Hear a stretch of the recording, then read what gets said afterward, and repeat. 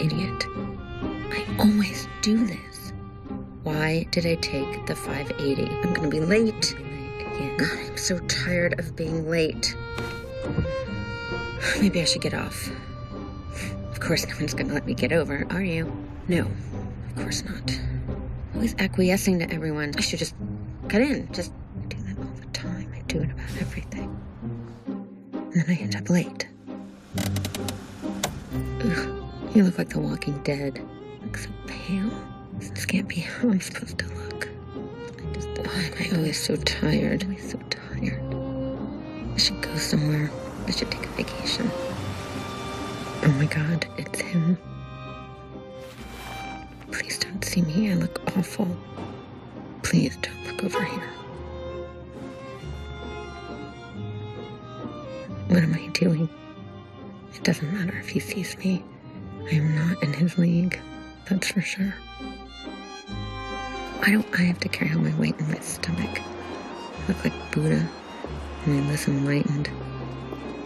I need to stop drinking red wine and eating cheese. It's cancer. I just know it. It's in my family, my dad, uncle. I eat like a pig. I want the kids to know how scared I am. It's like I'm all by myself. I don't know where to go. I won't eat lunch today. Just water. What if David brought donuts again? All right, I'm not eating a donut. I'm not eating a donut. I love donuts. I feel wonderful this morning. I love living in the city. And Scott, I'm so excited to spend this weekend with him. Look at you. Happy people are so annoying. Hello? Hey, Scott. I was just thinking about you. Hey, you dropped this.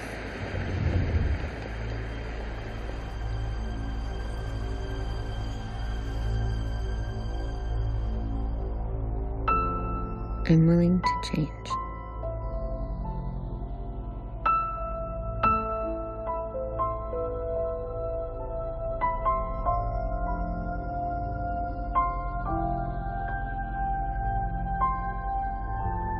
I'm willing to release my old patterns and negative beliefs. The power that created me has given me the power to create my new life. I choose positive, fulfilling new thoughts.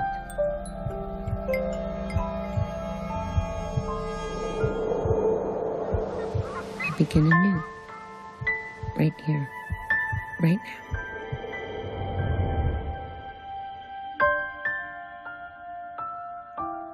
All of us are on a journey, whether we know it or not.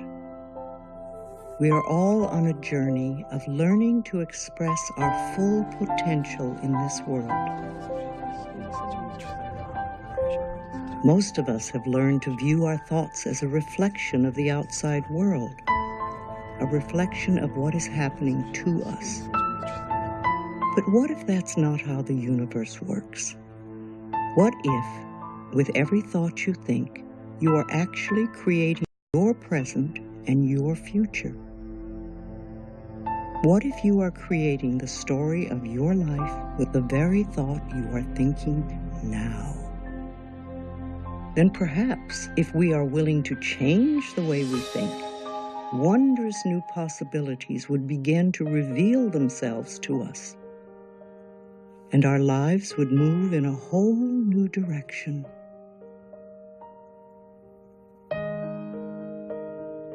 It all starts with taking the first step.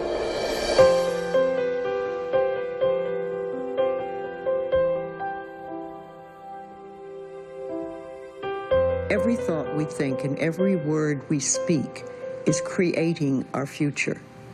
It's as though our thoughts go out into the universe and are accepted and brought back to us as experience. You become what you think about, whether you want it or not.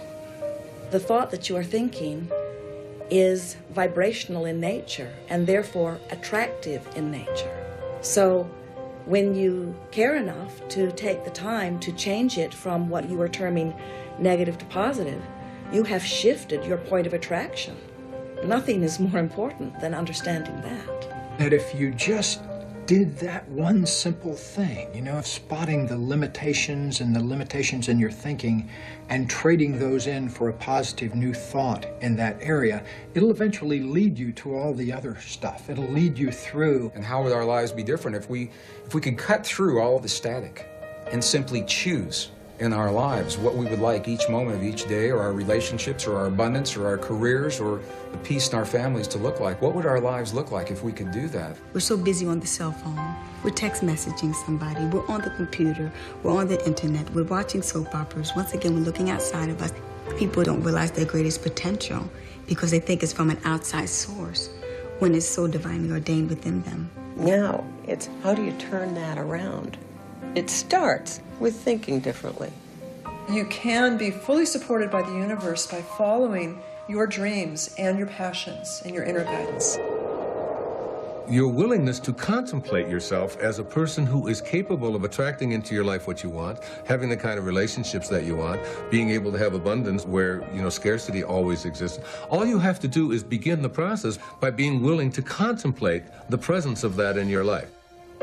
I started to be introduced to looking at the world in a different way. For example, through Louise's book, You Can Hear Your Life, which was very influential to me early on, when I thought, wow, there's something about the way I think that may be influencing what's happening in my life. We now know that we can rewire our patterns in our brain with cognitive behavioral therapy or affirmations. It changes the way our brains are wired, and they light up differently. So it's not just this fluff, woo-woo stuff with purple, but it really has biochemical, neurochemical, neuropharmacological effects just as effective, if not more effective, than Prozac, Zoloft, you know, whatever else you have. So Louise Hay, former model, former therapist, discovers something by observation that science supports decades later. There's not one person here that cannot improve the quality of their life. I constantly do it. What I really ask for is how can I increase my understanding? Because the more I understand about how life works and how thought works, the better my life gets. I have just entered my 80th decade, and wonderful, wonderful things are unfolding before me. It's extraordinary. And I have made a decision that this decade is going to be the best decade of my life.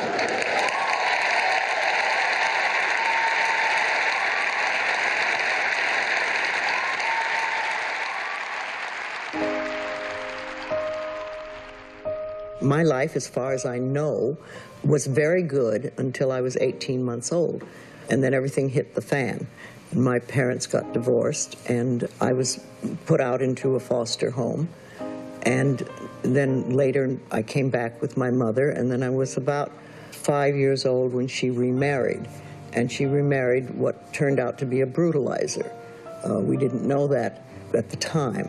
So the next 10 years of my life were very, very challenging. There was a lot of physical abuse and sexual abuse. I grew up in a family where really you were taught that you were no good, you were worthless, nobody loved you, and nobody would love you. And when you have that belief, then life gives you those experiences. I was raped by a neighbor at one point, and the man got 16 years for it. There was another neighbor that was after me. This was all when I was very little. And then about the time I became a teenager, my stepfather stopped beating me and started to have sex with me. And that was much harder for me to take. So I left home at 15. I knew nothing. I had no social skills whatsoever, but I was out of the house.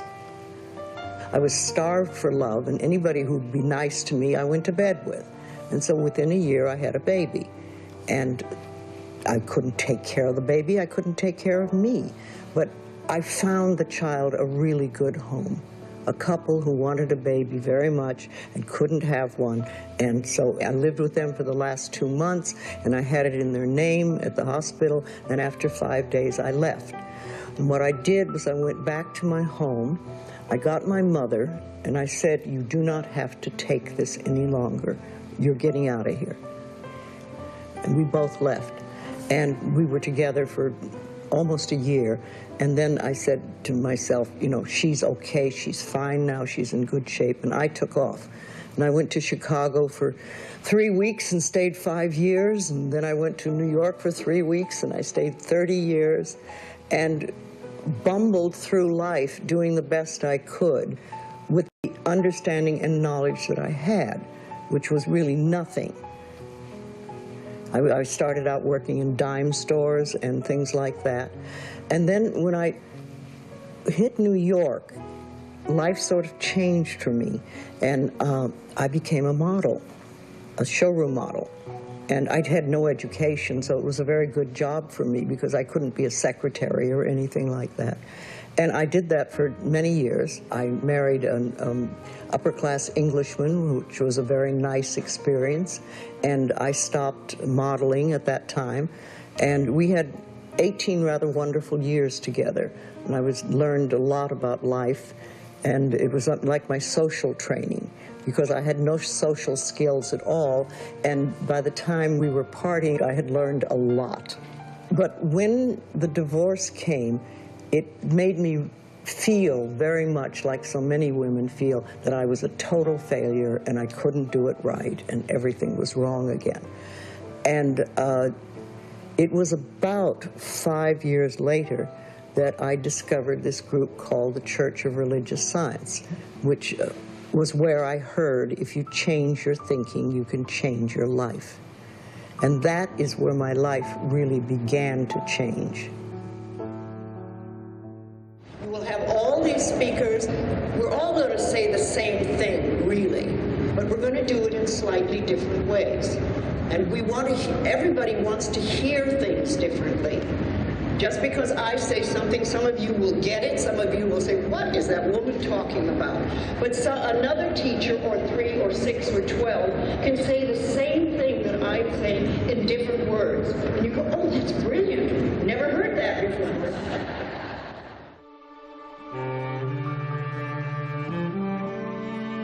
I was living like a lot of people do, fairly unconsciously, but not aware of my unconsciousness, you know, just kind of going through life and often feeling as though life was happening to me, that I was a victim to what was going on in my life. I was really like living in a comfortably numb place. You know, there wasn't a depth of meaning in my life, and I knew something was missing, but I couldn't name it. We had a tax business. I, as a young girl, started apprenticing with my dad when I was 16. He had a business in our home, and we moved it out to a building. And in my early 20s, our business burnt to the ground. One morning, I got a phone call at 6 a.m. and my mother called to say that the building was on fire. And when I got there were fire trucks and police and news reporters, and everything that meant anything to me was in that office. And I had a nice front office with a glass front that I could look into, and now everything was burning. When I was 12, I was brought to Boston to essentially have my spine completely fused. And I remember looking up saying, I'm going to be a doctor and a scientist someday. And so I became pre-med at a very early age. And so after working as pre-med, I started falling asleep a lot, up to 17 hours a day. They gave me a medicine, and the medicine started knocking out my bone marrow, and there wasn't another medicine that would help. And so I was forced to look for other things. I went to a bookstore in Boston, and I look up at the shelf, and there's this book called You Can Heal Your Life by Louise Hay. And, you know, there were these things called affirmations that if you did them, you're supposed to get, you can heal your life, was the whole point. I did reps, just like you do in a gym. Instead of lifting barbells or whatever I lifted, I love myself just the way I am, 10 times. And after 3 months, I stopped falling asleep, and I was able to go to medical school, which was absolutely lovely. I myself had terrible migraine headaches. Once a month, twice a month, whatever. I'd been worked up in a Boston hospital, a week there with all kinds of testing. They never knew what it was. At the age of 19, I had to do this English paper, and like most migrainous personalities, I needed to know what it was they wanted of me. and I couldn't figure it out. When I came out of the library not knowing how to get an A in the course, I temporarily thought, maybe I should just throw myself in front of a car. It would be easier than this. I lived in an orphanage until I was 10, in a series of foster homes. The circumstances at that time were such that my father had walked out on his family, and I was born in a depression. My mother was working as a candy girl in Detroit, on the east side of Detroit, earning $17 a week. And I can remember a girl named Martha came, and they were dropping her off for basically the same reasons that we were dropped off there. And they said, go find Wayne. And I came and I started talking to Martha. And she was crying and she was all upset and she was sad. And I was trying to convince her that she didn't have to be sad. I remember saying to her, this is a great place. There's no parents here. You can do pretty much anything that you want. I mean, you've got a lot of freedom and we're going to have a great time. And all you have to do is change the way you think.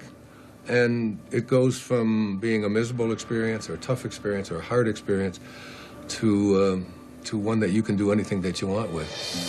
In that moment when I watched the building burn, I wasn't thinking about, all of the work that was piled up on my desk. I was thinking about my father standing next to me. I was thinking, thank you, God, that there was no one in the building. And I was also a little too upset about some of the physical items that I was losing in my office. I had more of a relationship with my adding machine than some of the people in my life because of how busy I was. The interesting thing was, this is where the soul is so wonderfully wise and resilient.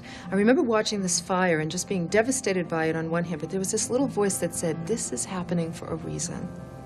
You don't know why right now, and it looks horrible, but there's actually something wonderful that's going to come from this. Stay awake. So I was going to throw away this intuition, throw away this affirmation stuff, because it was something that I needed to get to be kind of normal. I got to my sophomore year and I started really hitting the wall. I was doing an MD and a PhD. So I started blowing discs and stuff, and I couldn't end up going in the intellectual career that I wanted to, being a neurosurgeon, because you can't stand up. So I chose psychiatry because I could sit down, and I hated it. It was boring. But I learned, it's very interesting. All roads lead back to spirituality and intuition. I go back to my dorm, I call my parents, and I say, I hate it here. This isn't working for me. And my father says, quit. So quit. You can come home. And I changed my mind. And in that moment, I changed the migraine headaches. I maybe had 3 or 4 the rest of my whole life because I changed this pattern, and my perception was, you must do this, and I've really been driven my whole life to get it right. And get it right, though, in the way that the culture, and in my case, the practice of medicine says is right. But here's the problem. Most of what I was taught in medicine about what causes disease is not the truth. I cured my migraine headaches, not with Imitrex, not with Advil. I cured them with a change of perception.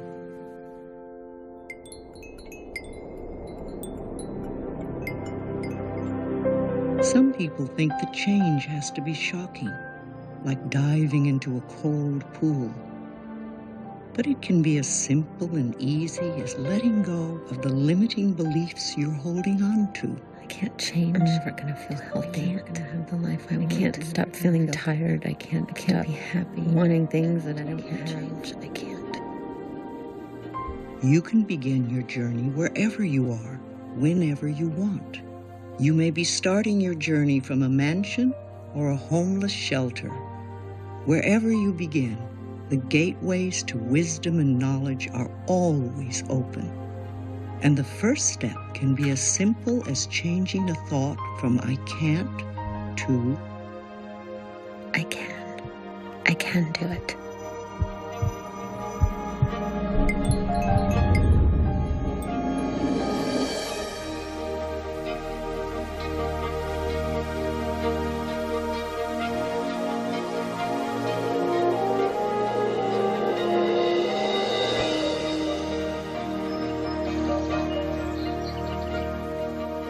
When you get it, that you have so much more control over your life than you thought you did, or control over your experience of your life, if not the events of your life. There is this sense that is so playful and so joyous, and it begins with changing the way you think.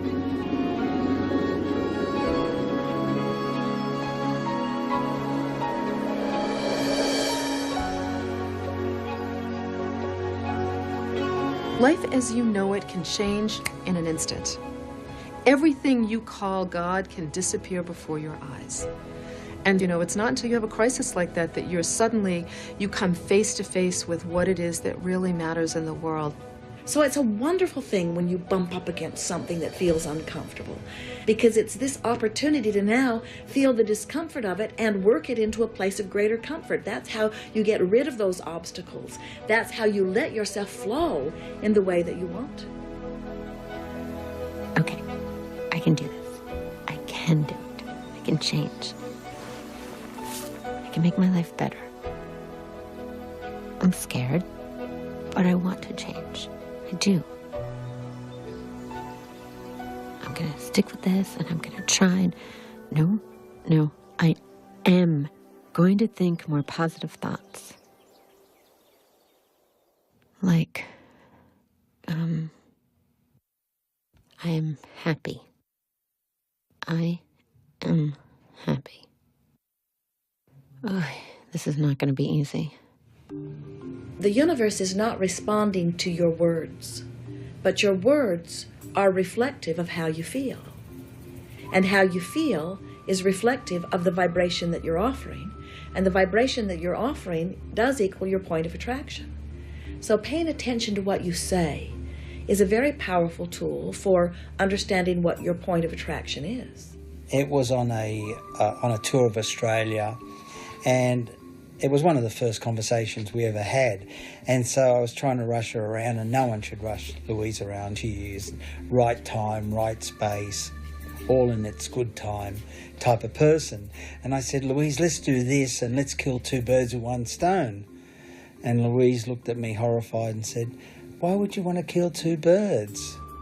She always walks a talk, and everyone around her seems to pick up on that. From that moment on, I really was careful in what I said. You know, I stopped saying, I can't stand this, that person's a pain in the neck, or I'm hopeless. If you can really accept the fact that every time you think a thought and every time you speak a word, you are literally painting your future, whatever you want to call it, you are creating. And you're creating your own life. One of the gifts of affirmations, the using of affirmations over the years, it's allowed me to experience living in a state of abundance, living in a state of belief that all that I need will come to me when I need it, living in a state of recognition that all that really does matter is love. And it's because of using affirmations over the years, I find that I'm now more concerned with life as an energetic force, living in an energetic state of those affirmations instead of the actual words. To begin with, you start by what we call doing affirmations, and that is making positive statements about your life, and you do them deliberately. You might do them in the morning, you might do them at noon, you might do them at night, and as you start to do them, things will begin to change, maybe on a very small level. I call it getting the green lights in the parking places. The affirmations get you into that space where you are ready to recognize the healer that you need, recognize the teacher that you need, recognize the philosophy that will work best for you. Doing an affirmation is either writing it down, writing it on the wall or the mirror, or just saying it. My body now restores itself to its natural state of good health. I'm strong, fit, and vibrant all the time, every day. I'm in the flow of my work and play. My partner for life has arrived today, and wealth is here to stay. My income is constantly increasing. I'm infinite, I'm immortal, I'm universal. I'm infinite, I'm immortal, I'm universal. I do the work I love. I work with and for people I really like, and I'm earning good money. Now, you don't have to have a specific job, but under that banner, a lot of good could come into your life. I am passionate about life. I love myself. I am well. And then I bet you I said it 300 or 400 times a day to get over the fear of having cancer. And I believe that not only saying it, but actually believing it. The affirmations is just the starting point. That's like going, okay, here's where the goal is. What really gives those affirmations power is the emotion we put behind it. So what's interesting is you start out the journey going, okay, let me start here. Step one is what's the affirmation? Step two is, you know, how can I generate the emotional power behind that affirmation? And a lot of that comes from taking actions to support that affirmation. That's how you begin to step into that state. And then as you step into that state and you take actions and you put the emotional power behind those affirmations, they begin to manifest themselves in your life. It's got to get anchored into your, not only your mind, but in your spirit, and you have to believe it. And when you're first doing it, it feels fake. It feels silly. But after a while, you start to realize, yeah, you know, that's right. Yeah. What I like people to do is to stand in front of a mirror and do their affirmations. Because there's something very powerful about looking in your own eyes and accepting yourself, or noticing that you reject yourself when you're saying something positive about yourself. Driving to work, when I first read Louise, she said, you know, that you should 20,000 times a day, or every time you have a negative thought, just, I love and approve of myself. You know, just replace it with that. For the longest time, I love and I couldn't think of the other word. It was like, why can't I remember such a simple word? It's like planting a seed in the ground. It's not necessarily true at the moment, but it is something you want to have be true. So you put the seed in and you expect it to grow. You don't wait for 2 days and then dig in the earth and say, what's happening, what's happening? You expect that thing to grow because you know there's a law and a process. And the seed will grow if it is in the right soil and it has the right amount of moisture.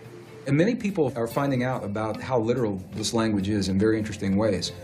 I hear people say that they want a perfect relationship, or they want abundance in their lives.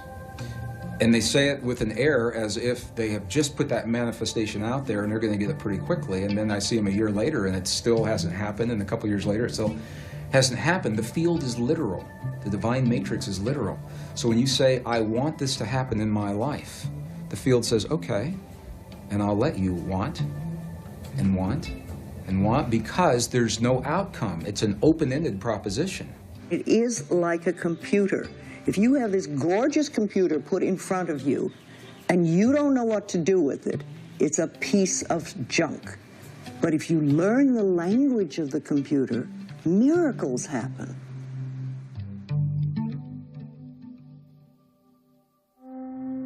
When I left corporations, early 1990s, I found myself in the high deserts of northern New Mexico, where I live today. A beautiful part of the world, and during that time it was one of the worst droughts in recorded history in the American desert Southwest. And a native friend called me one day and he said, Greg, would you like to join me at a place, and I love this language, he said, a place where the skin between the worlds is really thin, to pray rain. And he didn't have to ask me twice. I said, you bet. So we met at an agreed location. We hiked 135,000 acres of the most beautiful high desert sage. We came to a stone circle that had been there for so long, he didn't even know who had placed the stones there before him. And I wasn't prepared for what I saw, because my friend David took his old work shoes off. He put his naked feet inside of this circle. And he closed his eyes, and the first thing he did was he honored all of his ancestors. He literally said the words. He said, all of my ancestors are with me now, or with me now. About 20 seconds later, he looked at me and I said, I'm hungry. You want to go get a bite to eat? And I said, well, sure, but I said, I thought you were going to pray for rain. And he looked at me and he said, no. He said, if I prayed for rain, rain could never happen. Because the moment we pray for something to occur, we've just implied, we've acknowledged it's not there now, and we may be empowering the very condition that we'd like to change. And I said, if you didn't just pray for rain in those 20 seconds, what did you do? And he said, when I closed my eyes, he said, I felt the feeling of what it feels like to stand with my feet naked in the mud in our Pueblo village, and the mud's there because there's been so much rain. And he said, I smelled the smells of what it smells like when the rain falls off the earthen walls of our Pueblo village. And I felt the feeling of what it feels like to run through the fields of corn, and the corn is there and it's so high because there's been so much rain. He said, I gave thanks of gratitude and appreciation for the rain that's already happened. When you speak an affirmation, even though at first when you speak the affirmation you may not believe it, in time, as you speak it, you come into the allowing of it. And of course, there are many people speaking affirmations who are not receiving what they are speaking because they're using words and wanting the words to make it so. But the universe does not respond to your words. The universe responds to your vibration. And your emotions indicate what your vibration is. Affirmations are magnified if we use them in our dream state, because at that moment the ego is asleep, the logical mind is resting, and therefore you have a perfect opportunity to program your future. You program your mind with these positive affirmations. Our dreams are there to resolve conflicts between the conscious and the unconscious, and they're there to regulate our moods. But what if you went to sleep believing that all is well, you are safe, everything will appear at the right time when it's supposed to?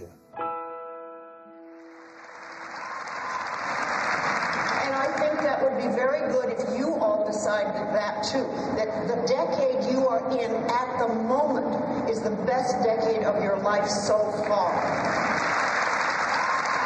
If I can do it, you can do it. I was a high school dropout, had never studied anything, suddenly became fascinated with this idea that if I could change my thinking, I could change my life, and I started to study, and I couldn't stop. I did lots of classes, lots of books, all sorts of things, so I could begin to understand how this works. And at the end of 3 years, I was eligible to become what they called in the church a licensed practitioner, which gave me the opportunity to work one-on-one with other people. And that's, I think, when the changes really started to happen, because I began to teach other people how to do this and how to change their thinking so they could change their life.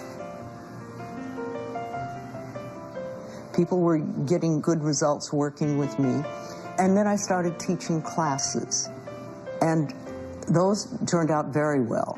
And the next thing I knew, I was doing weekend workshops for 350 people.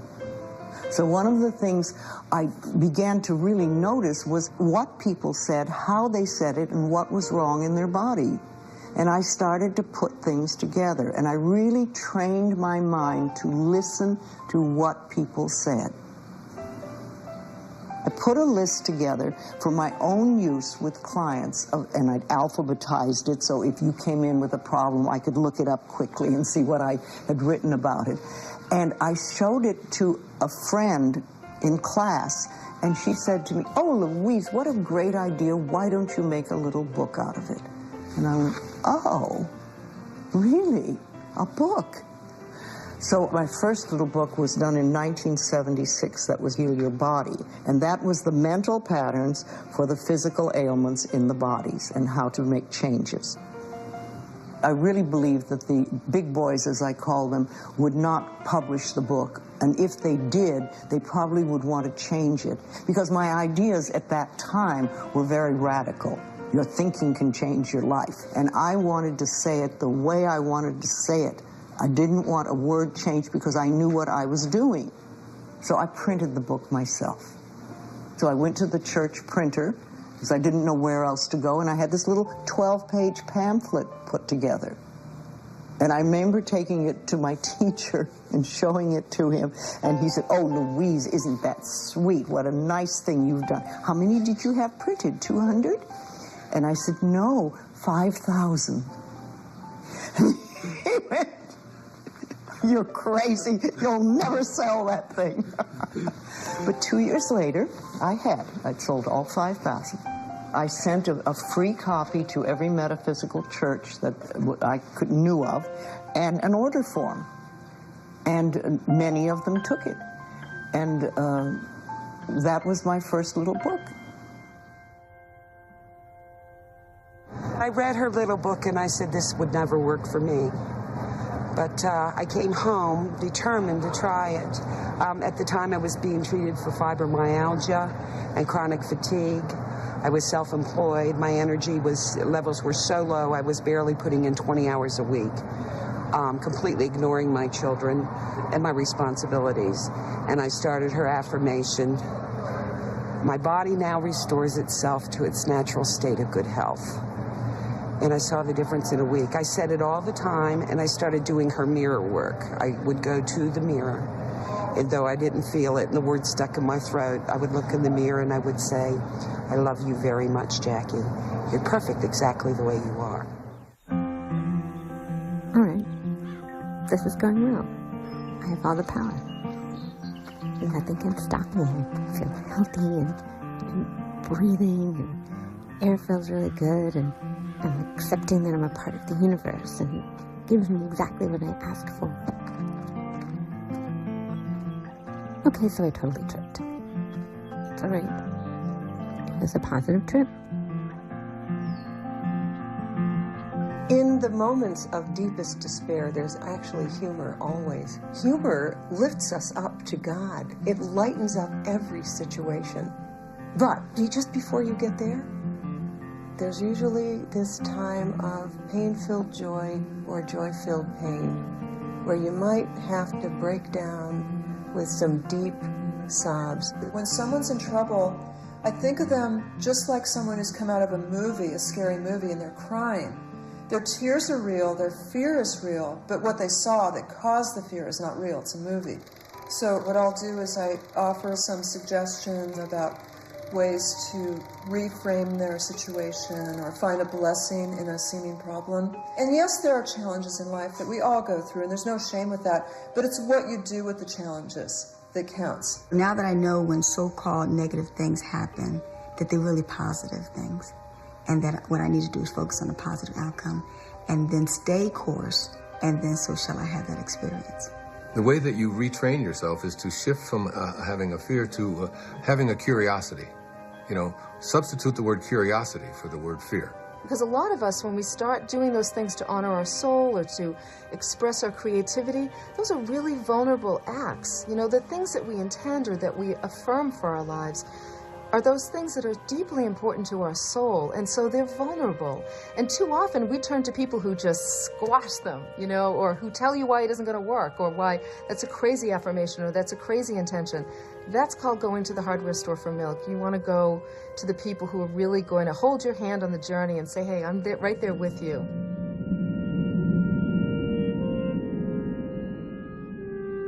Awareness is the first step in healing or changing. When you're facing challenges on the journey, it's tempting to turn back or to blame somebody for the situation. The healing attitude, though, is to think of any external challenge as simply a reflection of your own internal resistance to change. I'm sure everyone I know thinks I'm totally nuts. And they're right. I'll never make it through this. I'll probably flake out like I always do. Besides, this isn't even doing any good anyway. Before the 15th and 16th centuries, all of the ships were made out of wood. Not because iron wasn't available and steel wasn't available, but because there was a belief that wood floated. So therefore you had to make ships out of things that floated. And then someone came along and said that it has absolutely nothing to do with what things are made out of. It has to do with the amount of water that is being dispersed. That's what determines whether something will float or not. And I think about that all the time because it's in the contemplation of what you desire that you create what it is that you want to have for yourself. The law of flotation was not discovered by the contemplation of the sinking of things. I mean, come on. I'm not one of these self-help people. I don't believe in crystals and white light and the divine feminine and angels and source energy. I mean, what is that? Let's be real. This is all just wishful thinking. We tend to live our lives based on what we believe about ourselves, our world, our capabilities, and our limits. Where do those beliefs come from? More often than not, they come from what other people have told us. History, science, religion, culture, family. What if they're wrong? I have all these people telling me what to do, and I mean, please. If it weren't for my mom, I'd at least have a chance. I mean, come on, where was Louise Hay when I was growing up? I had no one to show me the way to be. And my dad is no Wayne Dyer, I can tell you that much.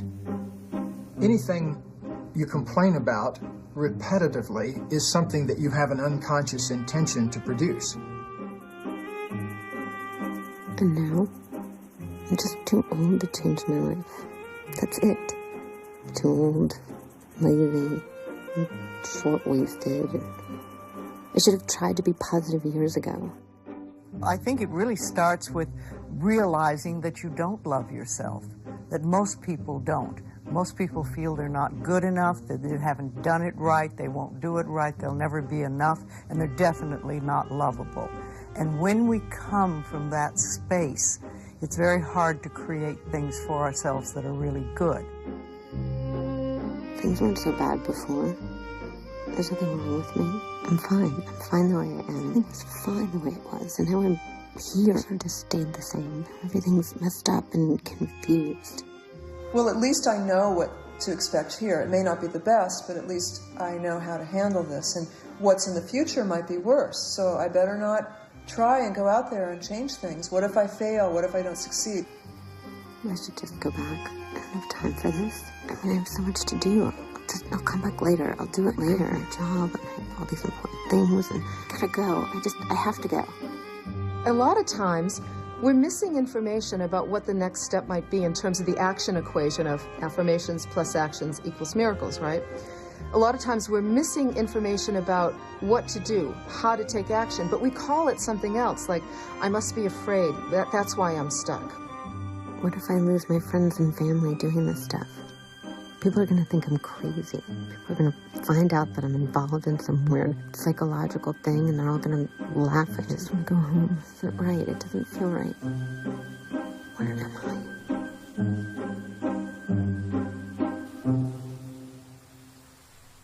I? We have been conditioned to feel the feelings of the things that we don't want in life and that we're afraid of.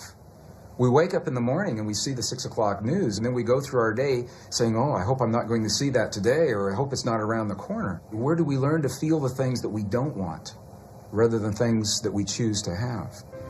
If you can just remember that anytime something feels uncomfortable, just stop where you are and acknowledge that it's just a matter of reaching for better feeling thoughts. Reaching for a feeling of relief works the resistance out of everything. A client of mine in a neighboring state called me up, and he was really, really depressed and suicidal. I asked him if during the course of the day he had seen anything that he could do that would be a positive contribution to somebody. And he thought about it for a long time, and he said, well, there's an elderly lady that lives in the apartment below me. When I came home today, I saw that the area in front of her apartment was dirty and needed sweeping. And I said, okay, don't even ring her doorbell or anything like that. Just take your broom down there. I'll stay on the phone right now. Go down with your broom and clean that area. I'll wait. And so he was gone for, 10 or 15 minutes. Finally, he came back. And it was like a different person. He had made this thing happen. He had gotten out of himself enough to make a contribution, and that started this flow of positive energy. He was completely different when I heard his voice come back on the line. And so, that kind of thing lets me know that it's possible to live your life that way, that it's possible to live your life kind of on the contribution side and let it be okay to receive back also. That's wrong with me? What am I not doing right? I'm doing the inner work. Where's the reward? I keep thinking positive things. I keep being specific. And I'm not moving forward. Fine. Maybe I won't move forward at all. I'll just sit here and not move at all. How do you like that? Who am I talking to anyway?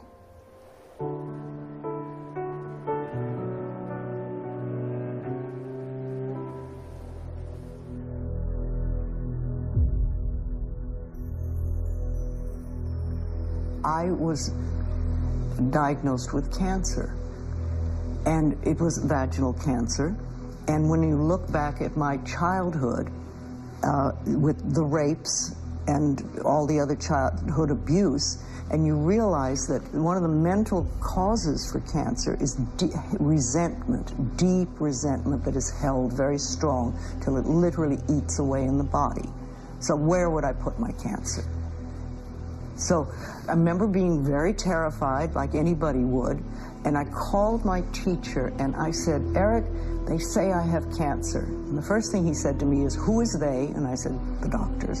And he said, Louise, you could not have done all this work on yourself to die of cancer. Now let's take a positive approach. And I clung to that. It was a lifeline for me.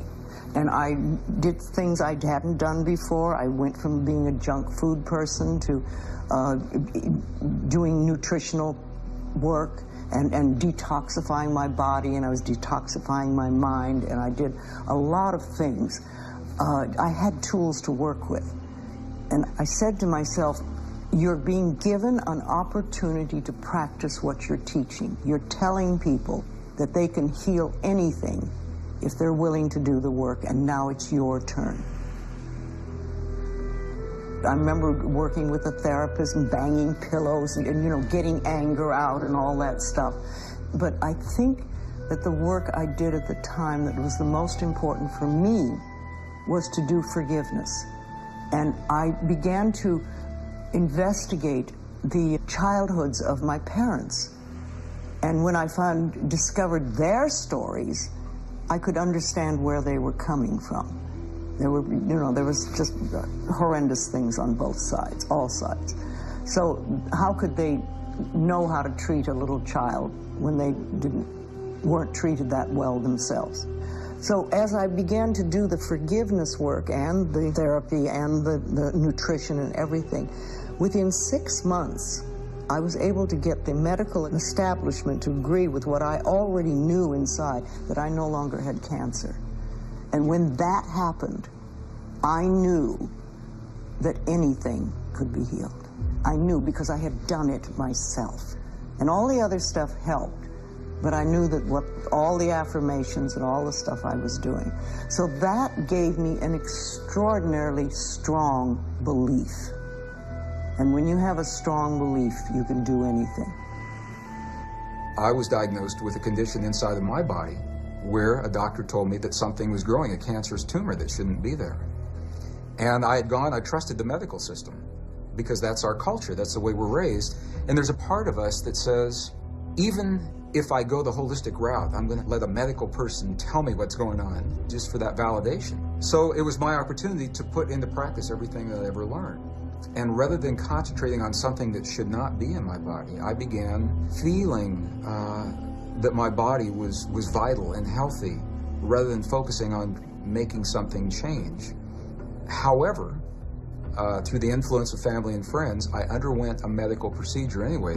I went into the operating room, I was anesthetized, and the next thing I remember, I woke up. And there was a doctor looking at me and he said, "What are you doing here? There's nothing there."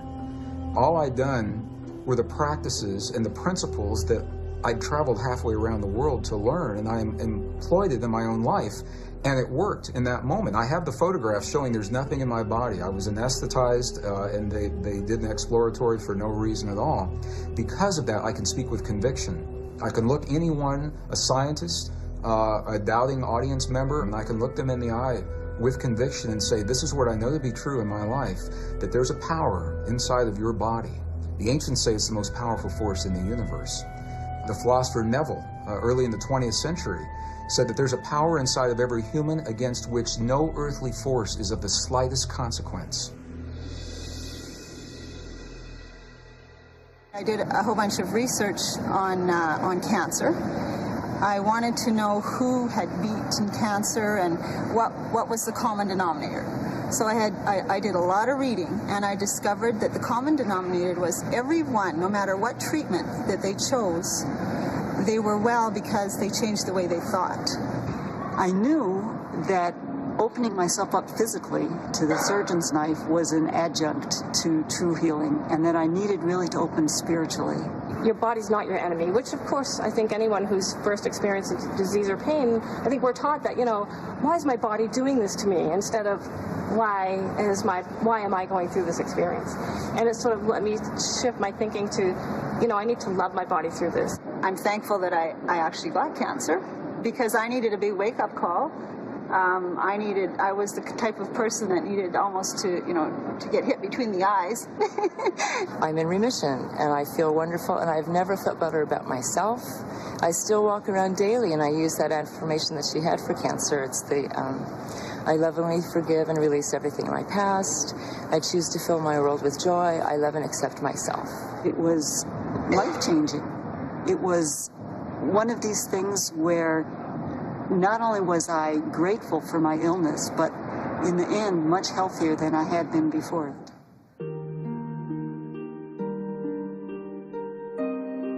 There's this interesting thing that happens when somebody gets it, really downloads a more positive way of thinking. They get hormonal balancing, for one thing. We know that when somebody is thinking with their heart, like they see a puppy or a sleeping baby, and they go, your DHEA levels rise, which begins to balance your hormones, but something else really more important happens, and that is the beat-to-beat variability of the heart normalizes. And you get into this wave pattern that you can see on a heart rate monitor that actually begins to balance the entire body, given that the heart is a huge electromagnet that in fact trains the rest of the body. It's not a thinking process. Thoughts are important. The ancients made a distinction between thoughts and feelings and emotions. And it's the feelings that are centered in our heart, that there is an effect from that it changes the electrical and the magnetic fields in our heart, and that those fields literally change the stuff that our world is made of around our bodies. And what the science now is showing is that when you can change the field that the atom is in, you change the atom. And we're made of those atoms. So when we have feelings in our hearts, we're changing the field that connects the stuff everything is made of, and we literally are altering our physical reality in ways that sound miraculous.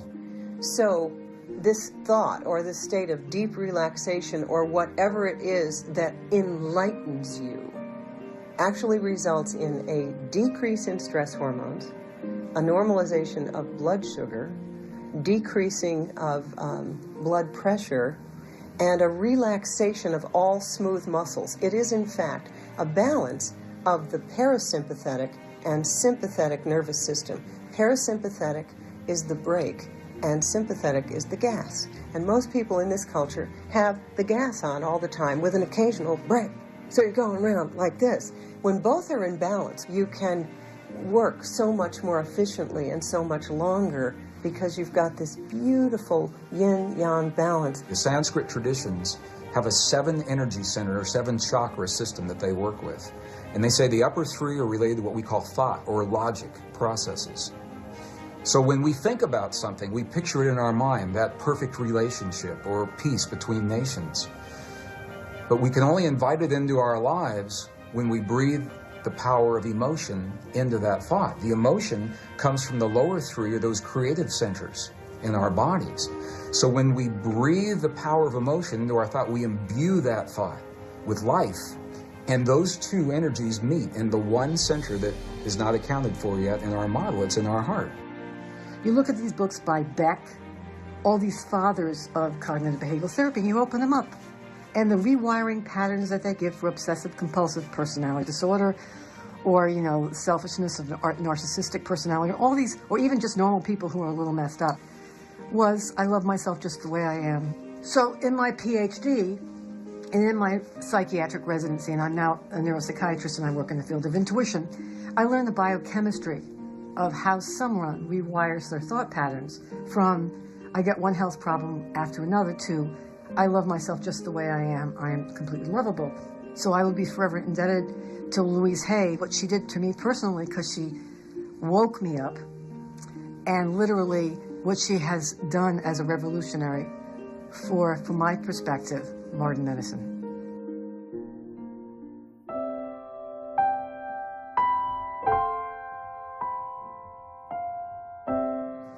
I seem to have been a born teacher, and I gathered a lot of people to me. I was doing workshops and classes, and when the second book came out, it was slow to start with.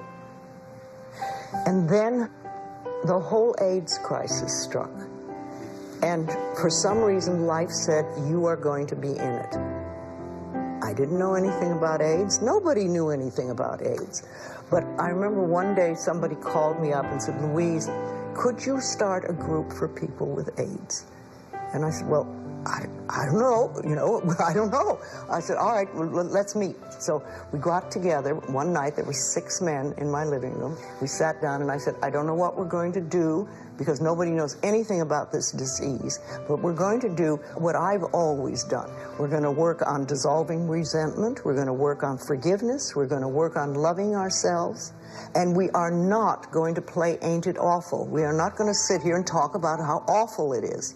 I said, we're going to take a positive approach, and anybody who learns anything positive about this disease, we're going to come and share it. If you have anything that's working for you, we're going to share it. And I talked about my ideas, and then we sang a song and did a little meditation at the end, and they went home. And the next day, one of the men called me and said, Louise, it's the first time I've slept in 3 weeks. The next week, we had 25 people. And it started to grow and to grow and grow. And what it was a safe place for people who were terrified out of their wits to come and not be told they were bad, not be told there was something wrong with them, but to take a positive approach. Within 6 months, there were over 90 people in my living room and hanging out of the doors and windows because there was no place to go. And then we got a gymnasium in West Hollywood, and the next week it was 150 people. And then the next thing you know, we outgrew the gymnasium, and finally the city of Hollywood gave us a meeting home. We were having 850 people every week. People used to call each other up every week, going to the hayride tonight? So we became known as the hayride. I wanted to put this the hayride on tape, or make a movie of it or a video, so that it could go to other groups and other groups could see what we were doing. And I'd like you to continue to hold hands. Those of you who are new and don't know our song, you'll learn it by next time. So I discovered then it would cost $40,000 to make a video at that time.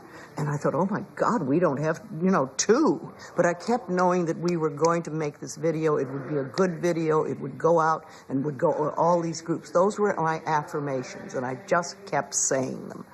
And then somebody came up to me, and he was a director, and he wanted to direct this thing. And I said, wonderful. And then the offshoot of that was that he said, all right, give me your foundation number. And I said, I don't have a foundation. And he said, oh, okay, I'll have my accountant set one up for you. And out of all that, I got a foundation, which I have till today. And it's what I call giveaway money. Whatever money comes into that foundation is given away. But anyway, we made this wonderful video called Doors Opening about the group that we had at the time. This is the first time I've been to your group. Okay, welcome. 6 weeks ago, I found out that I had a malignant tumor in my lymph system. Mm-hmm. 4 weeks ago, I found out that it had spread substantially. and 2 days ago, I found out I had AIDS. I need to hear a lot of what all of you are saying, and there's a lot of people in this room that are friends of mine. Great. I've been just real petrified to bring this out and to talk about it. I've been having real symptoms. I have doctors and T-cell panels to back it up, and even bone marrow biopsies to back it up and all this stuff, and I've been trying to figure out, what am I dying of? Today I just want to find out what I'm living for and not what I'm dying of. When you talk, Tom, you talk for a lot of people. You're not the only person. And you know, the thing is that if you're looking for a savior, and I know a lot of people here are looking for a savior, the place to look is right here in the mirror. Right here, honey. This is the savior that you're looking for. No. What do you want to say to him? You know, one of the things that I would love to do in this world, if I could, was to see that everybody was fed and clothed and housed and loved and had fulfilling work and fulfilling creativity. I think that would be wonderful. But it's not that easy to do the whole world. However, if I can do one individual at a time, when you have made your changes, you will automatically change people around you because of the person that you are. You will teach by example. I don't heal anybody. That's not what I do. I just provide a space where we can uncover how absolutely wonderful we are. And many people find that they are able to heal themselves. And this is very heartwarming to all of us. I was on the Phil Donahue show and the Oprah show. And they both came out in the same week. And on that week, the Hay House went bananas. I mean, the phones were ringing unbelievably. And I wound up, my book, You Can Heal Your Life, wound up on the bestseller list for 13 weeks. And it's never been the same since. Life just exploded this out. And the rest is history. Louise is the pioneer. She's the leader. She's the forerunner of what? Of the fact that consciousness creates reality. Consciousness is real. Consciousness is not some airy-fairy baloney thing. Consciousness obeys the laws of physics. She said, bless and prosper everyone around you. Bless and prosper yourself. And that's so deep because, you know, when you love yourself, you love others. And what that is about is the fact that everything in the outside world is within us. And our molecules of emotion, they're not just within ourselves running our own body, but they're a vibration joining all of us.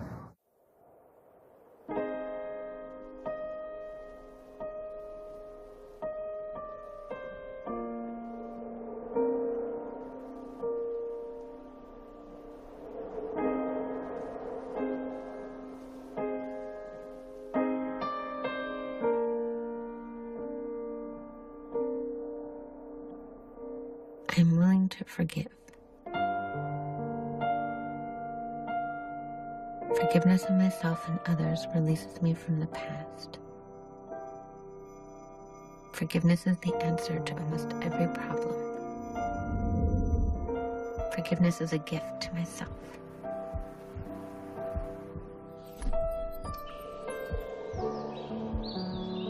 I forgive, and I set myself free.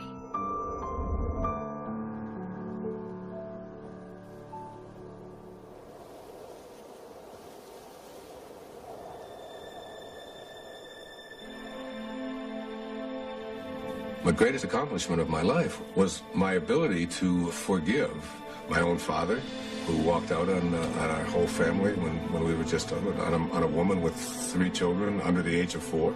I very often meditate and pray to him and thank him for coming into the world and teaching me the most important lesson I had to learn on this planet, which was how to forgive.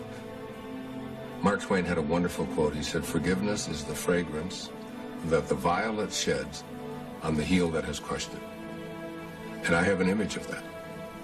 What I call organic forgiveness is a very great, useful thing. And that is when a person organically has an experience of forgiveness after claiming responsibility for all of their feelings.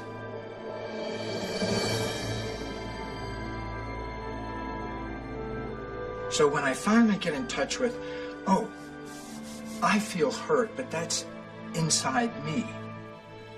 It's not like you're doing it to me.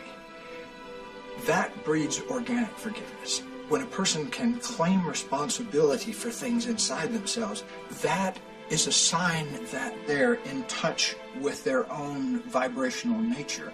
They're in touch with the forces of creation. A very good thing to do when you are feeling less than happy is to look at it, or whoever it is, or whatever it is, and take a notebook and write the person's name or the situation and say, what is it that I'm thinking about you that I'm using as my excuse to not allow myself to be who I really am? When you say, what are you doing that's making me unhappy, you're giving them all of the power, because they have to do something different to make you happy. It's a very conditional love you're living, a very conditional happiness. Once you identify that and then think the thought that who you really are would think, now happiness is easy. Coming into alignment is easy. It's just a matter of caring about how you feel and practicing feeling good. Whenever you have a conflict of any kind, in any relationship, whenever you have a conflict, that the person who is willing to be of Tao, of God, of sort, is the one who will practice forgiveness, or will go to the person that they have a conflict with and bring love to it. The person who lives the life of a higher consciousness is the person who says, I end all conflicts on love. I forgive and I set myself free. I forgive and I set myself free. I forgive and I set myself free. I forgive and I set myself free. I forgive and I...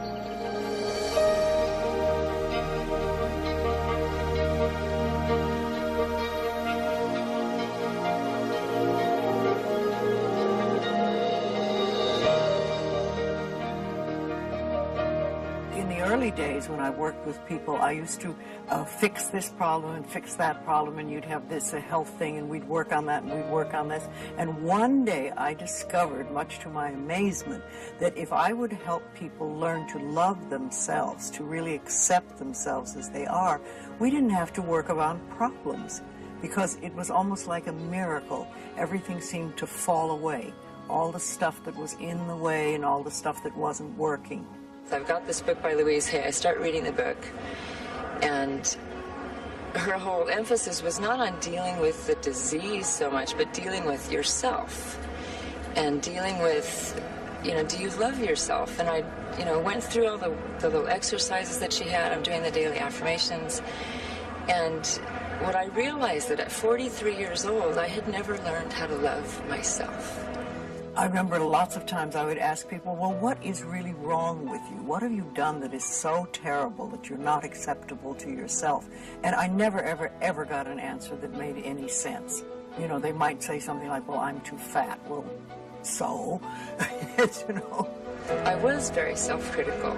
I think women go through this whole thing where, it doesn't matter how other people tell you you look. It matters how you feel you look when you look in the mirror. And I used to look at myself in the mirror and I would see my flaws. I would see the things about myself that I wanted to change. When you talk about loving yourself, a lot of people think that that's vanity. But it isn't really. It has nothing to do with that. If you look in the mirror, just simple things like looking in the mirror in your own eyes and say, I love you. I really, really love you. And it helps if you use your name, Louise, I love you. I really love you. It gets to that little child inside that has been rejected for so long. And it breaks open sort of a dam or a door or whatever you want to call it. And it's like little miracles start to happen.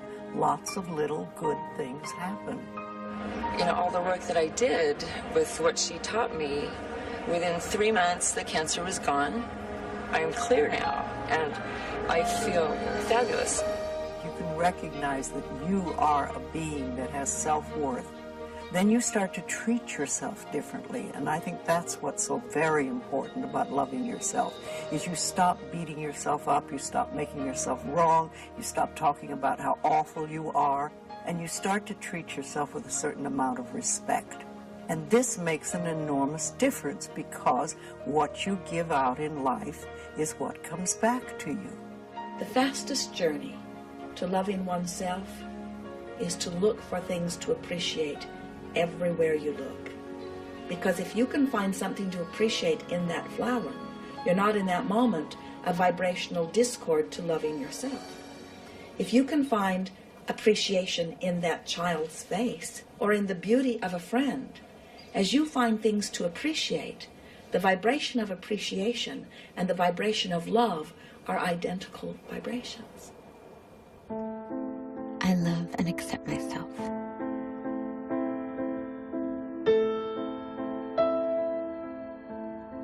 Deep in the center of me flows an infinite wellspring of love. Love fills my whole being and radiates out from me in all directions, returning to me multiplied. I give and receive more love every day, and the supply is endless.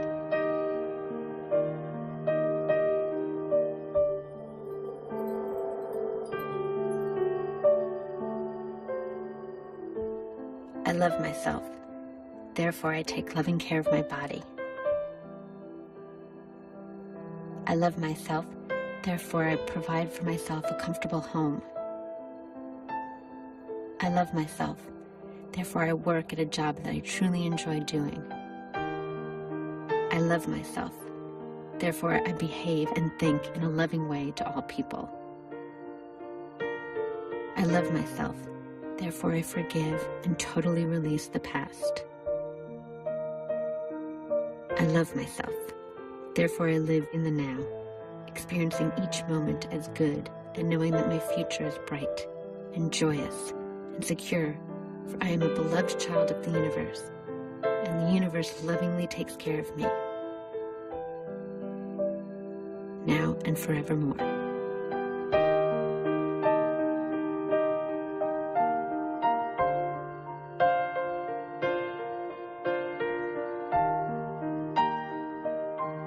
I love you. I really love you.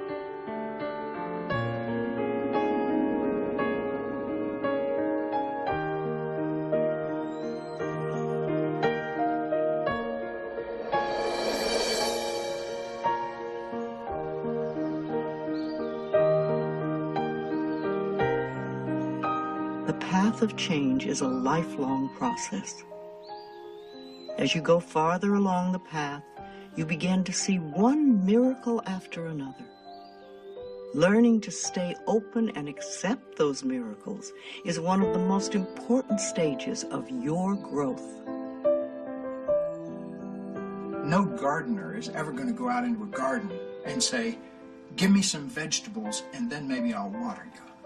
You know, that's not the way manifestation occurs. What you do is you go out and you tend to the vegetables and you water them, and then, you know, the harvest comes. So if you're giving out a feeling of, I'm okay, I'm good enough as I am, and I am acceptable, and I love life, and I love me, and you start having gratitude for yourself and for life, then life treats you differently, because you are having a different vibration that you're giving out and getting back. And that's when things really start to flow. What was interesting, the challenge for me, was that I thought there was limits to how far you could take this. And I have to credit Louise Hay as the person who opened my eyes that it's unlimited. She did it on her own. A woman publisher who has changed millions of lives worldwide.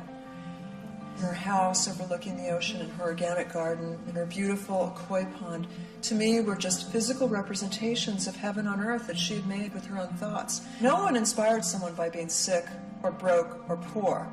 If you want to help someone, you let it shine. You become that beacon on the hill. The universe loves grateful people. The more grateful you are, the more you get to be grateful about. It's that simple. Life is really very simple. We make it enormously complicated, but it doesn't have to be. We all go through an evolutionary process in our growth where we start out wishing and hoping and believing that the universe is like Santa Claus and all you have to do is write your list up and you get what you want. But there's a commitment to consciousness and a commitment to action that's necessary in order to be able to manifest the things that we affirm or we intend. When I was wishy-washy about wanting a soulmate, I got wishy-washy results. I got, this guy writes poetry and this guy has a good job, so put them together, I got a soulmate. But when I got clear, right away, it happened. Nobody in the history of my family that I know of has ever had a successful relationship. I realized that it would be breaking absolutely radical new ground if I was able to create a relationship that worked, that would be an unthinkable thing to do. And what better thing to make happen, than something completely unthinkable. And so I designed what I wanted in a close relationship in my mind. And honesty, a relationship where both of us were free to pursue our creativity, our creative callings, and that each of us took full responsibility for our lives so that we didn't get into blaming each other. From that moment, it only took a month until Katie came into my life and basically set the tone for our whole last 27 years together. I have an intention that says, I want to meet a partner that I love. I want to have a relationship that's meaningful to me. But then the next question I ask myself is, how do I need to grow and evolve in order to become that partner so that I can attract that partner to me?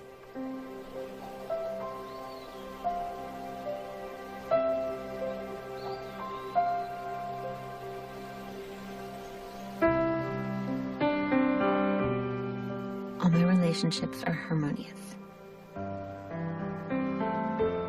I'm deeply fulfilled by all that I do. Every experience is a success.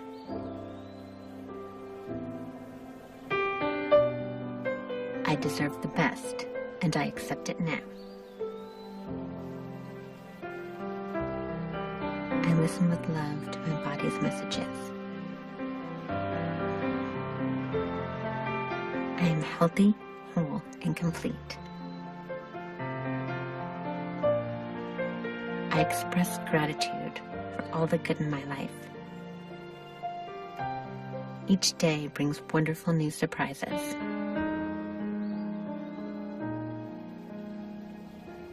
Everything that everyone wants, whether it is a material object, a state of being, a relationship, a pile of money, a circumstance, an event, every single thing, without exception, that you have ever wanted or ever will want is because you think you will feel better in the having of it. So, if you will let your primary intention be to feel good, you will work all of the wrinkles out of this evolving journey that you are upon. This is how it's worked for me. Every time I've visualized or affirmed, I get this inner roadmap given to me in the form of gut feelings that are repetitive, that urge me to take action, or visions. I was married to a man who decided to control me by telling me how awful I was. And I believed him for a long time, and my self-esteem just plummeted. I didn't think that I could do anything in the world except for be a wonderful mother to my 2 sons, which I think is an important purpose. But there was something more. I would pray all the time, tell me my life purpose. I kept getting these visions to go give speeches, and I didn't know how to do it. Because what could I, this person who didn't have any confidence, possibly teach anyone? What I later learned is that we don't have to worry about how to put our visions or our dreams into reality. All we have to do is follow the guidance that we get one step at a time. It's very common for us to overwhelm ourselves, to frighten ourselves by thinking about the end result. It's so big. Here I am as somebody who wants to write a book. Oh my God, how am I going to write a bestseller? There are things you need to learn between A and Z that you can't complete Z until you learn them. Overcoming self-doubt, for example, is one of those things. And so that's why you take step B, because maybe you just have a little bit of self-doubt about going to the bookstore to buy that book on writing a book proposal. It's not enough just to ask. It's not enough just to have positive thoughts. You've got to follow the guidance you get as a result. Sometimes people tell me that they feel like their prayers are being ignored. Because the universe gives us little baby steps, one step at a time, it's often unrecognized when you're told to go read a book, take a class, call someone, write a letter. But if we do step A, then we're given the next set of instructions, step B. Then we're given the next set of instructions, step C, and it takes us step by step to where we're going. As your desire is moving and you are moving in the direction of it, you feel the ease of that. It's only when you turn in opposition that you feel the resistance of all of that.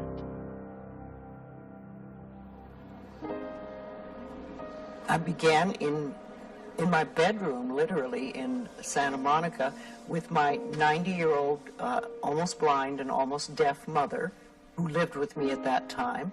She would help me mail the books and things like that. It was a very, very small operation. We were just doing what we could. And we're now in 35 different languages in 30 countries.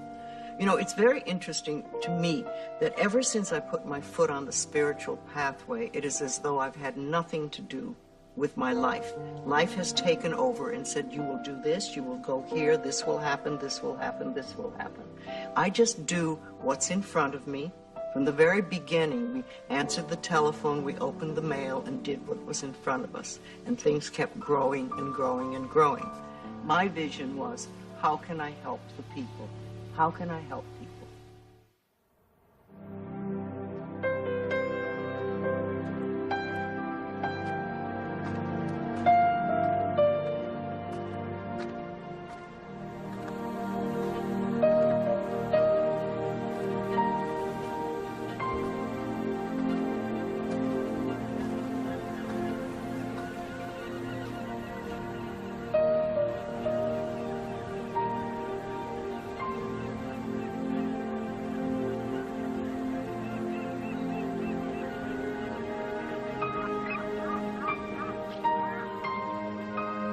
This is my life.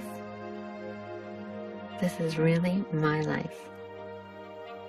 To me, I think enlightenment is letting go of all the things we believe that are not benefiting us in life, or that are barriers to our life, to the good things in life, and to release them one by one and just think, I don't have to believe that anymore.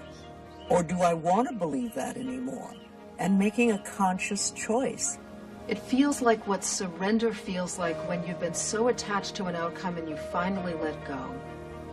And you feel this deep sense of relief in knowing that, you know what, the cards are going to fall the way they're going to fall, and I have the ability to handle whatever happens. It feels like awe. There's just this powerful knowing that you're not alone.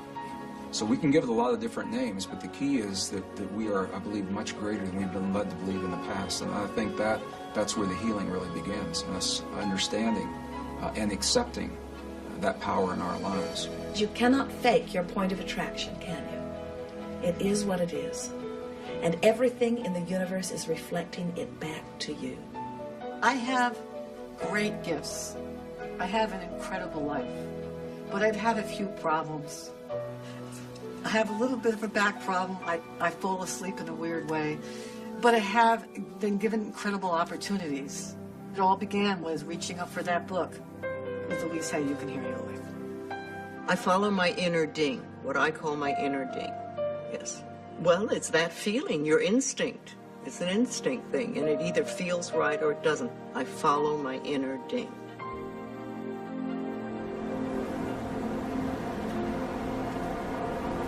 Excuse me. Do you know which path goes down to the beach? Yeah, you have to turn around and go.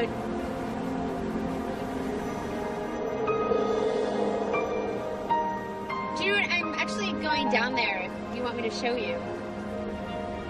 Thanks.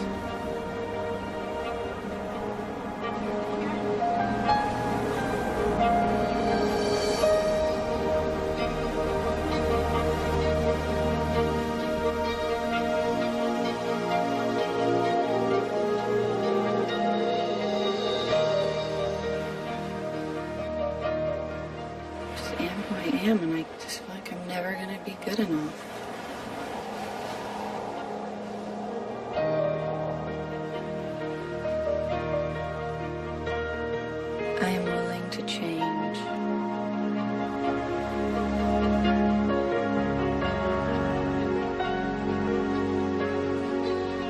What you think and what you believe is what will come true for you. Your thoughts create your life. It's that simple. And when we can get that, we can make enormous changes.